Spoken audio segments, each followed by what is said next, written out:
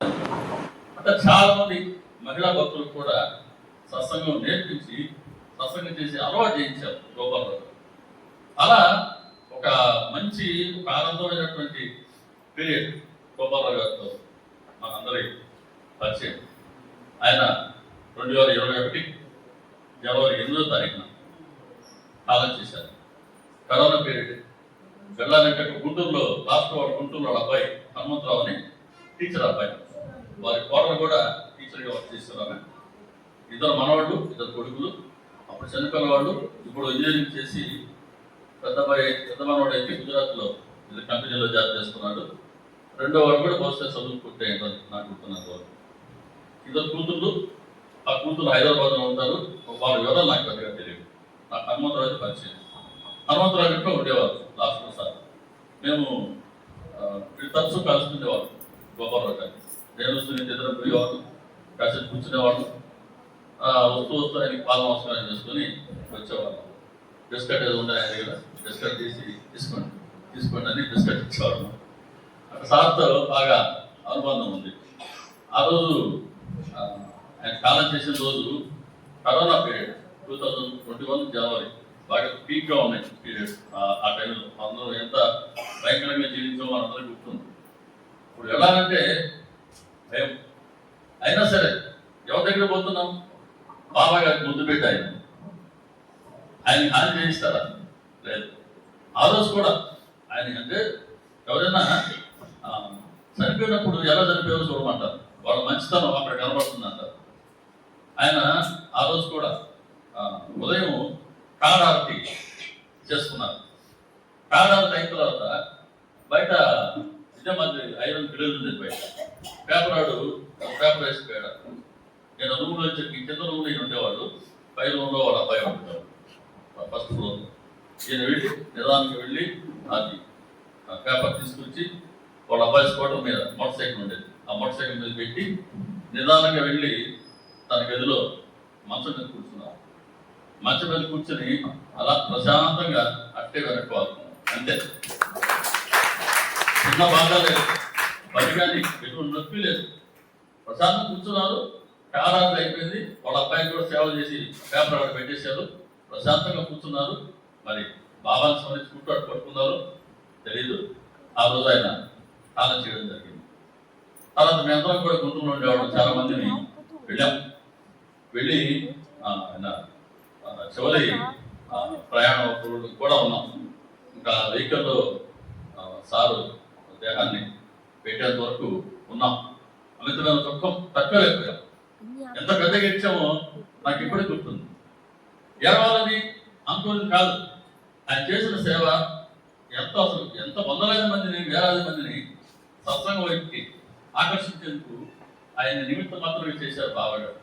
అంత మంచి సేవ చేసిన ఆయన అలా ఏం తెలియకుండా అలా పడిపోయి ఉంటే, స్నానం చేస్తుంటే ఎంత బాధేసిందో. చివరికి ఇక్కడ చూడలేము. ఇన్ని రోజులు గోపాలరావు గారి కార్యక్రమం అని పోతున్నాం, ఆయన కలిసి వస్తున్నాం. ఆయన దగ్గర కూర్చుంటే ప్రత్యేకత ఏంటంటే జోక్ చేస్తారు.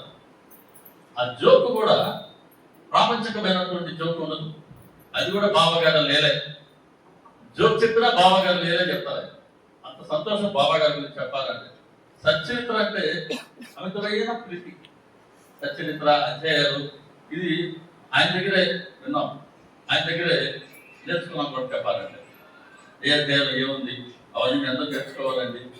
అందరికీ మనం సాయితత్వాన్ని ప్రచారం చేయాలా అని సాయితత్వాన్ని ప్రచారం చేయడమే తమ ప్రవృత్తిగా, తమ శ్వాసగా చేసుకున్నటువంటి బాబా గారికి ముద్దు పెట్టారు. ఇంకా ఆ రోజు చివరికి తీసుకెళ్ళి ఆయన వెహికల్లో పెడుతుంటే కాసేపు అందరం కూడా వెళ్ళి కొన్ని క్షణాలు, కొన్ని నిమిషాలు, 2 నిమిషాల్లో ఆయన స్నేహాన్ని కూడా మేము షేర్ చేసుకున్నాం. తీసుకెళ్ళి ఆ వెహికల్లో పెట్టేంత వరకు ఉండి ఒక్క ఆపుకోలేకపోతున్నాం. 5-6 మంది మన సత్సంగ సభ్యులు పోయి ఉంటే 5-6 మంది నడుస్తున్నాం. నేను చెప్తున్నా, మన ఇంట్లో పెద్దలు పోయినప్పుడు కూడా అంతగా దుఃఖం రాదు. కానీ ఆయన గురువంతం, ఆయన చేసిన సేవ ఒకసారి గుర్తుకొస్తుంటే ఇప్పుడు కూడా బాగాలేదు.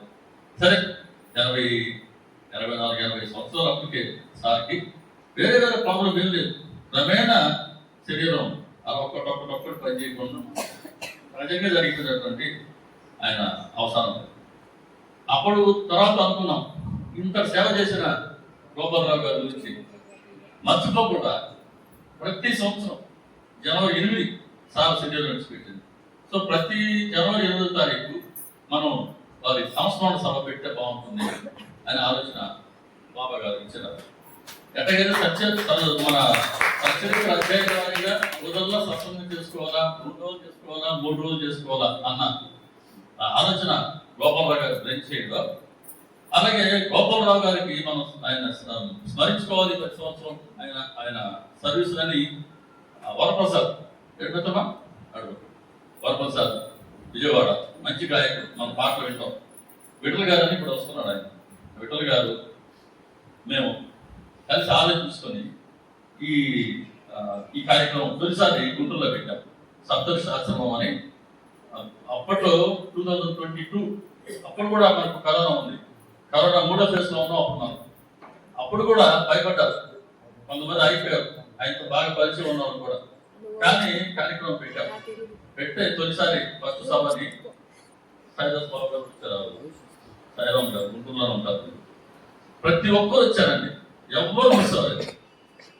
దాదాపు అటువంటి క్రిటికల్ కరోనా పీరియడ్ లో కూడా అనూహ్యంగా 400 మంది వచ్చారు. ఆశ్చర్యపోయారు, అందరూ ఆశ్చర్యపోయారు. మామూలుగా రావడం వేరు, కరోనా పీరియడ్ లో రావడం వేరు. అక్కడే అందరం భోజనం చేశాం. ఎవరికి ఏం కాదా, భగవంతుడు.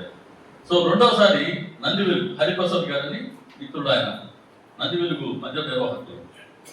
ఆయన రెండోసారి వాళ్ళ మధ్యలో పెట్టారు.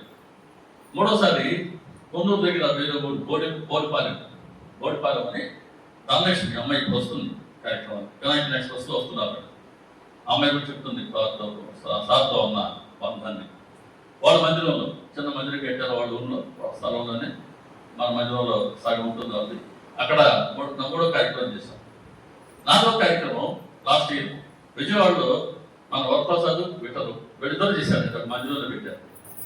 ఏ మందిరం అది? సత్యనారాయణపురం,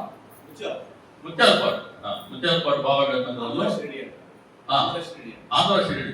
ఓకే, అక్కడ మనం విజయవాడ ఏర్పాటు చేసాం 4వసారి. 5వసారి నెల్లూరు ఏర్పాటు చేయాలని కోరిక ఎంతో కలిగింది. నెల్లూరు ఏర్పాటు చేస్తే బాగుంటుంది అని కోరిక కలిగింది. ఎందుకంటే నెల్లూరుకి ఆయన చాలాసార్లు వచ్చున్నారు. వచ్చి 1 వీక్ ఉన్నారు. 1 వీక్ ఉంటే 1 వీక్ ఆయన ఆతిథ్యం ఎవరు ఇవ్వాలా ఆయనకి అనేది ఒక డిస్కషన్ జరిగింది. అబ్బాయి గారు సత్సంగ సభ్యుడిని ఇప్పటికి కూడా అబ్బాయి గారు అడిగారు, ఎవరు ఈయన్ని ఆతిథ్యం ఎవరిస్తారు అని అడిగితే ఎందుకో తెలియదు మాకు వచ్చి సునీత సార్ మన ఇంట్లో ఉంటారు లేదన్నారు.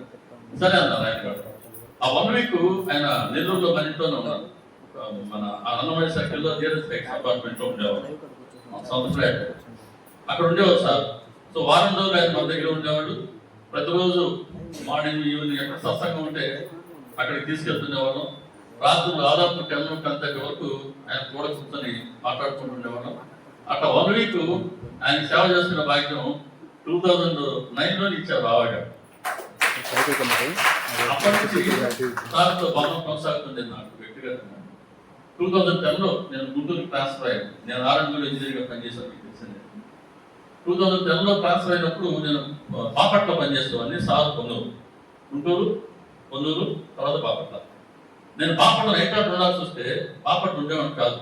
ఆర్ఎండ్బి బంగాళాలో ఉన్నవాడు. నేను గోపాలరావు గారు వచ్చేవాడిని. ఆయన ఒక్కడే ఉండేవాడు. మాకు పరిచయం అయినప్పటికీ అమ్మలేదు. అంటే గోపాలరావు గారు వైపు చనిపోయారు. ఆయన ఒక్కడే ఉండేవారండి. పిల్లలు ఎక్కడెక్కడ సెటిల్ అయ్యారు. ఆయన ఒక్కడే ఉండేవారు. స్టవ్ మీద అంత గిన్నెలో రైసు, తర్వాత అన్ని కూరగాయ ముక్కలు వేసేసి ఉండేవాడు. అది తినేవాడు. ఆయన దగ్గర చాలా మంది శిష్యులు ఉండేవారు. వాళ్ళందరూ ఆయనతో కూడా సమానంగా ఉండేవాళ్ళు. ఆల్మోస్ట్ కొద్దిగా అటుగా నాకు వాళ్ళు పరిచయం అయినప్పటికీ 70 సంవత్సరాలు ఉండేవారు. ఒక్కొక్కరు ఎంత యాక్టివ్గా ఉండేవాళ్ళు. హనుమంతరావు గారు ఇప్పుడు ఉన్నారు, ఆయన విద్యాసాగరరావు గారు ఇప్పటికి ఉన్నారు, ఆయన 2 సంవత్సరాల గారు ఉండేవారు. వాళ్ళిద్దరు కాలం చేశారు. సుబ్బారావు గారు టీచర్ ఉండేవారు, ఆయన కాలం చేశారు. అట్లా ఇవి కాక ఇంకొక 5-6 మంది మహిళా భక్తులు ఉండేవారు. వాళ్ళ ఒక భక్తులు రాబోతు మన దగ్గరికి ధనలక్ష్మి. వీళ్ళందరికీ ఆయన సత్సంగాలు ఎలా చేయాలో శిక్షణ ఇచ్చారు. చుట్టుపక్కల గ్రామాలను పంపించేసేవాళ్ళు. వాళ్ళ గ్రామాల దగ్గర ఒక్కొక్కరు గ్రామం దత్తత చేసేవాళ్ళు. అక్కడికి వెళ్ళి వాళ్ళు బాబా గారి సత్సంగాలు చేసి రావాలి, అది వాళ్ళ డ్యూటీ. నాకు కూడా ఒక ఊరు తెలగాయపాలెం అని ఆ గ్రామాన్ని నాకు దత్తతగా ఇచ్చారు. నేను ప్రతి ఆదివారం వెళ్ళి సుజాత అనే సోదరి వాళ్ళ ఇంట్లో సత్సంగం జరిగేది. అక్కడికి 10-15 మంది వచ్చేవాడు. అట్లా అధ్యాయుల వారిగా సత్యంతో చెప్తూ వాళ్ళ చెప్పించే ప్రయత్నం జరుగుతుంది. అట్లా అటువంటి కార్యక్రమాలు ఆయన ఎన్ని చేశారు. నిత్యం సాయి స్మరణలో ఆయన ఉండేవారండి. ఆయన ప్రత్యేకత శ్వాస కూడా సాయి శ్వాసే. ఆయన ఒక్కరే ఉండేవాడు. నేను వెళ్ళి నైట్ వెళ్తే సంతోషం రెడ్డి అనేవాడు. మేము ఇద్దరం కూర్చొని నైట్ 10:30, 11 దాకా మాట్లాడుకునేవాడు. పక్కపక్కన మంచాలు ఉండేవి, పడుకొని ఉండేవాడు. సరే నేను మార్నింగ్ లేచి పొద్దున్న కూడా ఆరోగ్య బంగ్లా ఉంది, నేను అక్కడికి పోయి పడుకోవచ్చు. నేను పొద్దున్న అక్కడ వెళ్ళి స్నానం చేసి డ్యూటీకి వెళ్దాం అనుకుంటే నేను పొద్దున్న లేచేసరికి స్నానం చేసుకోరాదు అనేవాడు. సరే బయలుదేరిపోతుంటే నీళ్లు రెడీగా ఉన్నాయి బాత్రూంలో అన్నాడు. నిద్రపోయాను నేను. కూర్చు చూస్తుంది కదా, హాట్ వాటర్ ఎప్పుడు కాచాడు నాకు తెలియదు. కాచి ఇంట్లో నుంచి పట్టుకెళ్ళి బాత్రూంలో పెట్టాడండి. నాకు ఏడుపు వచ్చిందండి. నాకు ఏడుపు వచ్చింది. మనం సేవ చేయాలి ఆయన. నాకు సిచ్యువేషన్ కూడా నేను మీకు సేవ చేయాలి సార్, మీరు దయచేసి ఎప్పుడు చేయదండి ఇట్లా అని నేను అందుకే మాట తీసుకున్నాను. ఆయన అంటే చాలా ప్రేమ, చాలా అభిమానం. మా బాబాయ్ లాంటి వారు. ఒక పర్యాయం ఆయన సేవ చేస్తున్నాడు మనకని నాకు అది ఏం చేయాలో అర్థం కాదు. బయట ఆయన చెప్పులు ఉన్నాయి, సార్ చెప్పులు ఉన్నాయి బయట. అటు వీడు చూశాను, వాడి బిడియం కదా, ఎవరు లేరు. తీసుకొని నెత్తి మీద పెట్టుకున్నాను. నీకు అర్థమే చేయాలి నాకు తెలియదు. ఆ రోజు ఆయన చెప్పుకుండే దూడితో నా పాపాలు చాలా నశించుంటాయి.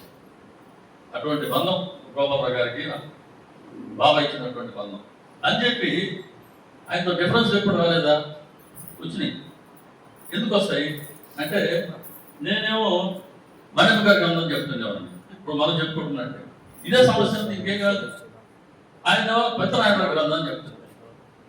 నేను మణిమ గారి గ్రంథం విషయం చెప్తుంటే వినేవాడు ఎక్కడుంది అనుకునేవాడు.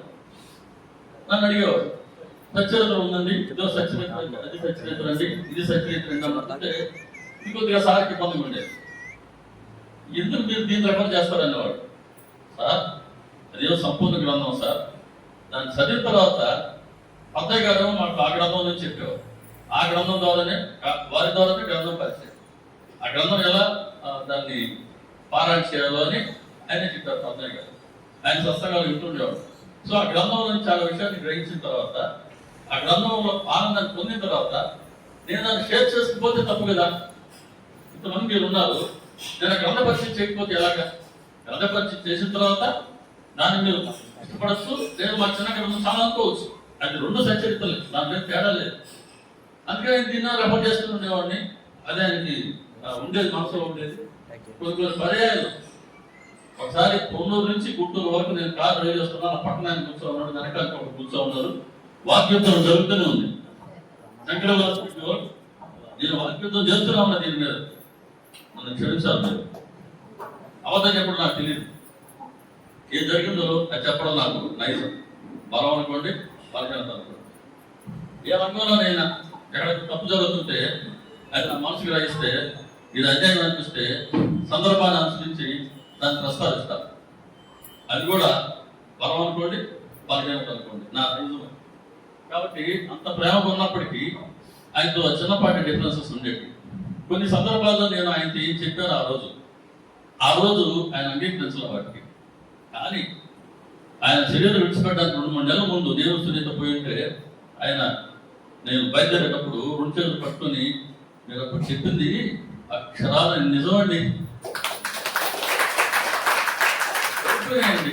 అన్నారు.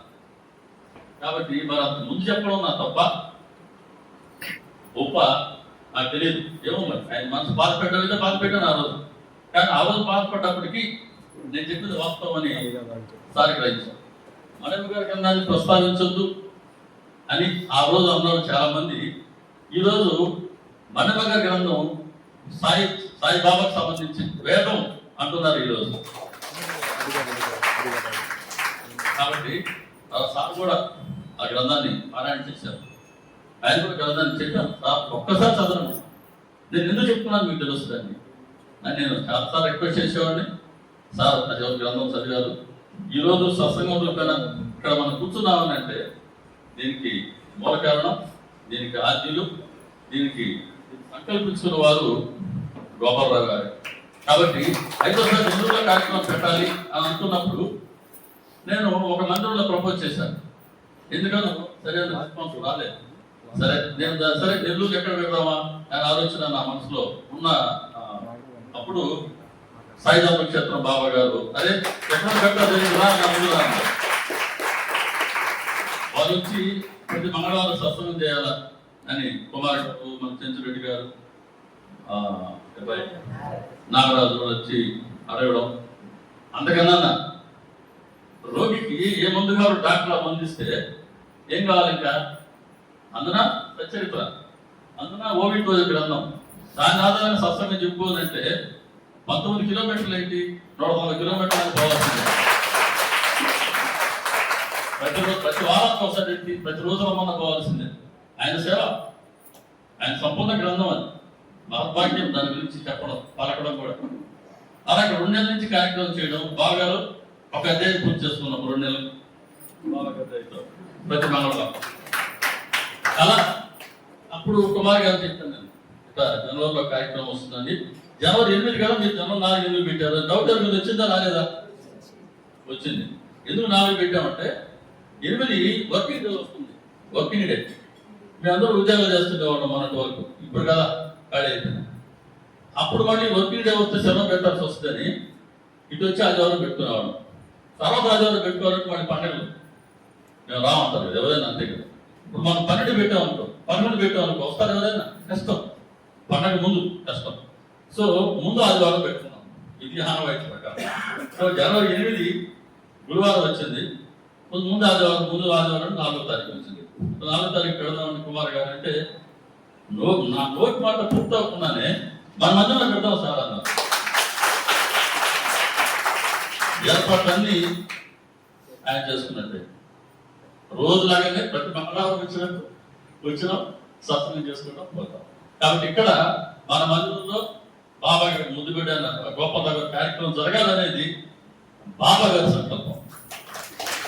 కాబట్టి ఎవరైతే కార్యక్రమాన్ని హాజరయ్యారో ఎక్కడుందంటే సాధారణంగా మన నైజం పెద్దవాళ్ళని మనం దోడి తెచ్చిపెడతామా ఎవరైనా వచ్చి, లేదు మన పిల్లల గురించి పిల్లలు చాలా మంచిదండి లేదా అమ్మాయి చాలా మంచిదండి దేని ఇష్టపడతాం, మనం పొగడతామా పిల్లల్ని పొగడతామా? మరి బాబా గారు గోపాలరావు గారు ఆయన ముద్దు పెట్ట ఈరోజు మనందరం కూర్చొని మన పెద్దలు సబ్జెక్ట్ చెప్తూ మధ్యలో గోపాలరావు గారితో పడుకున్న అనుబంధాన్ని, గోపాలరావు గారు చేసిన సర్వీస్ని మనతో ప్రస్తావిస్తారు. అలా ఈరోజు బాబా గారి చరిత్ర, గోపాలరావు గారి సేవలు 2 మనం స్మరించుకున్న మిత్రుల శ్రీ సచ్చిదానంద సమర్థ సద్గురు సాయినాథ్ మహారాజ్ కి జై, శ్రీ సాయి ధర్మక్షేత్రం మహారాజ్ కి జై. మరి తొలిసారి సత్సంగం ముందు ఒక్క పాట పాడిద్దామా మిత్రమా? బాబా గారు ఎంత అందగాడో ఇప్పుడు నా మిత్రుడు మనకు చెప్తాడు.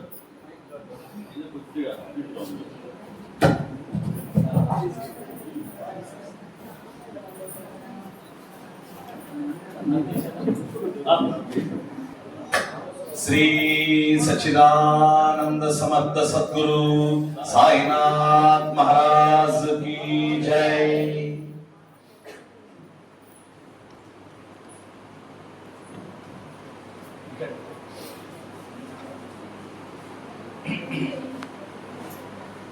ఆకాశంలో అందమైన ఓ చందమామ, ఆకాశంలో అందమైన ఓ చందమామ, నీకన్నా బలే అందగాడు మా సాయినాథుడమ్మా. ఆకాశంలో అందమైన ఓ చందమామ, నీకన్నా బలే అందగాడు మా సాయినాథుడమ్మా. నీకన్నా బలే అందగాడు మా సాయినాథుడమ్మా. ఓ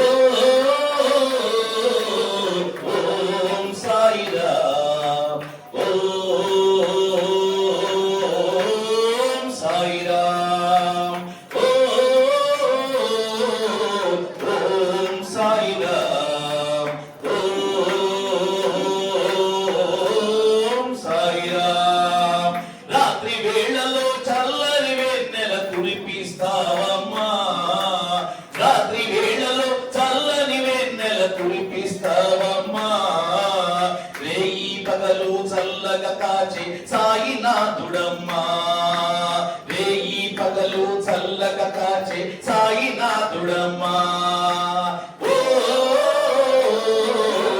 ఓం సాయిరామ్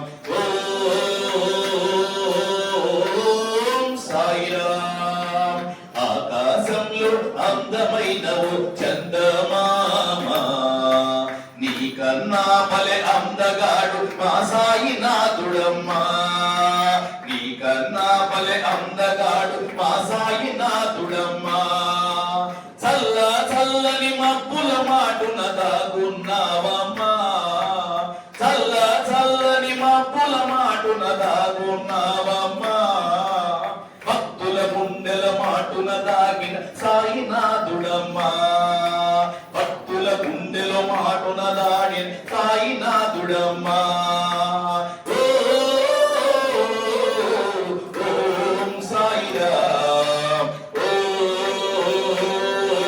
ఓం సాయిరామ్ ఆకాశంలో అందమైన ఓ చందమామ నీకన్నా భలే అందగాడు మా సాయినాథుడమ్మా నీకన్నా భలే అందగాడు మా సాయినాథుడమ్మా వేల వేల ఆ చుక్కల నడుమ నీవున్నావమ్మా వేల వేల ఆ చుక్కల నడుమ నీవున్నావమ్మా లక్షల కోట్ల జీవరాశిలో సాయినాథుడమ్మా లక్షల కోట్ల జీవరాశిలో సాయినాథుడమ్మా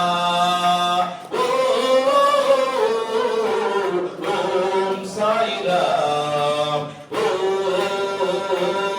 ఓం సాయిరామ్ ఆకాశంలో చందమామ నీకన్నా భలే అందగాడు మా సాయినాథుడమ్మా నీకన్నా భలే అందగాడు మా సాయినాథుడమ్మా రోజు రోజు నెల వంకల పెరిగే పున్నమి నీవమ్మా రోజు రోజు నెల వంకల పెరిగే పున్నమి నీవమ్మా నిత్యము నిండుగా చల్లగా కాచే సాయినాథుడమ్మా నిత్యము నిండుగా చల్లగా కాచే సాయినాథుడమ్మా నిత్యము నిండుగా చల్లగా కాచే సాయినాథుడమ్మా ఓం సాయిరామ్ ఓం సాయిరామ్ ఓం సాయిరామ్ ఓం సాయిరామ్ ఓం సాయిరామ్ శ్రీ సచ్చిదానంద సమర్థ సద్గురు సాయినాథ్